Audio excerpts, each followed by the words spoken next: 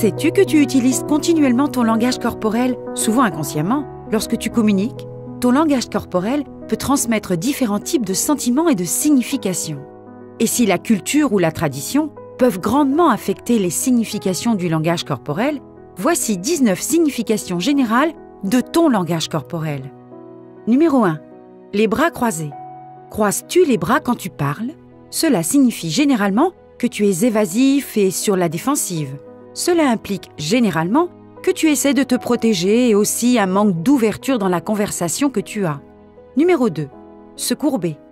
Tu te sens parfois dépassé ou intimidé lorsque tu te trouves dans des situations telles qu'une réunion de groupe ou un entretien. Si tu remarques que tu t'avachis inconsciemment ou que tu rentres les épaules au lieu de te tenir droit, cela peut signifier que tu as peur ou même que tu n'es pas motivé. Numéro 3. Le corps avachi.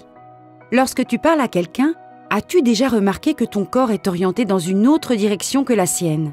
Eh bien, tu dois savoir que lorsque le corps a tendance à se pencher ou à s'incliner dans la direction opposée à celle de l'autre personne, cela signifie généralement que la personne n'est pas intéressée par le discours de son interlocuteur. Numéro 4. Les mouvements répétitifs. Secoues-tu sans cesse la jambe? Frottes-tu les mains l'une contre l'autre ou te coiffes-tu sans cesse?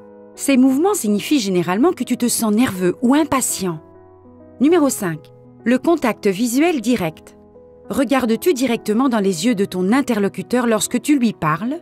Maintenir un tel contact visuel signifie que tu es concentré et que tu accordes toute ton attention à ton interlocuteur.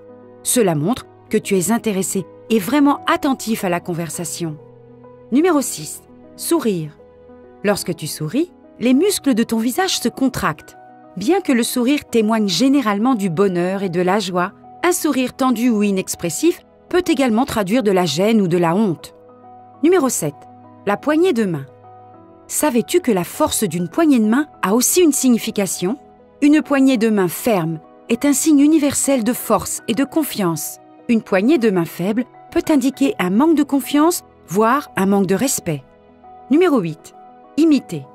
As-tu remarqué que tu as tendance à copier ou à imiter les gestes de ton interlocuteur? Il s'agit en fait d'une tentative inconsciente de renforcer ton lien avec cette personne, car l'imitation augmente ton empathie.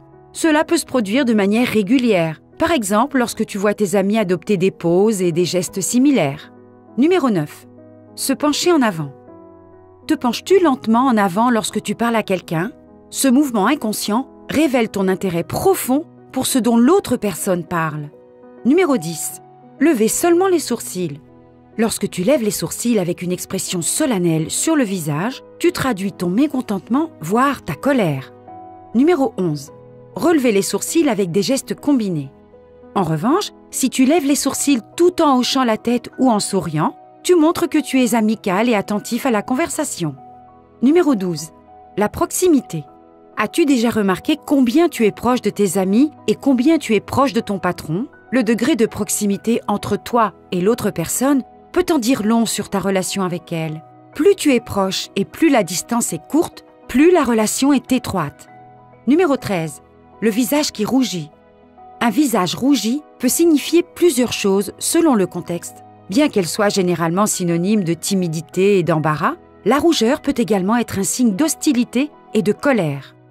Numéro 14. La raideur. As-tu déjà remarqué quelqu'un de très raide et tendu dans les épaules? Des parties du corps tendues peuvent signifier que quelqu'un ment ou cache quelque chose qu'il ne veut pas que les autres découvrent. Numéro 15. Le clignement. Selon les recherches, le clignement lent des yeux est lié au mensonge. Étant donné que plus d'énergie et d'efforts mentaux sont utilisés pour dire un mensonge, il reste moins de ressources pour activer commodément les muscles de clignement. Numéro 16. Le mouvement des lèvres. Te lèches-tu les lèvres quand tu vois ton coup de foudre, cette personne dont tu es tombé amoureux? Le fait de claquer des lèvres ou de les lécher montre le désir et transmet le message que tu es intéressé par cette personne. C'est également un geste courant chez les primates lorsqu'ils sont sexuellement attirés par leur partenaire. Numéro 17. Les petites attentions ou les contacts physiques. Tes amis te tapent dans le dos quand tu es triste? Ces petites attentions sont un signe d'empathie, d'attention et de chaleur. Fais savoir aux gens que tu les comprends et que tu sympathises avec eux. Numéro 18. Hochement de tête. Hoches-tu la tête lorsque tu aimes ou es d'accord avec quelque chose et secoues-tu la tête lorsque tu ne l'aimes pas? Mais attention, bien que cette signification soit assez courante dans la plupart des cultures, il existe quelques variations. Dans des endroits comme la Bulgarie et la Grèce, par exemple, c'est l'inverse. Et numéro 19, le contact visuel indirect. Quelqu'un détourne-t-il le regard lorsque tu lui parles? Éviter le contact visuel direct peut signifier que la personne n'est pas attentive, qu'elle est distraite ou qu'elle essaie de mettre fin à la conversation. As-tu remarqué certains de ces gestes de langage corporel chez toi ou chez les autres? Fais-nous le savoir dans les commentaires. Et si tu as aimé cette vidéo, merci de liker et de la partager avec d'autres personnes qui pourraient également la trouver utile. Abonne-toi à la chaîne si tu ne l'as pas encore fait et comme toujours, merci de nous avoir regardés.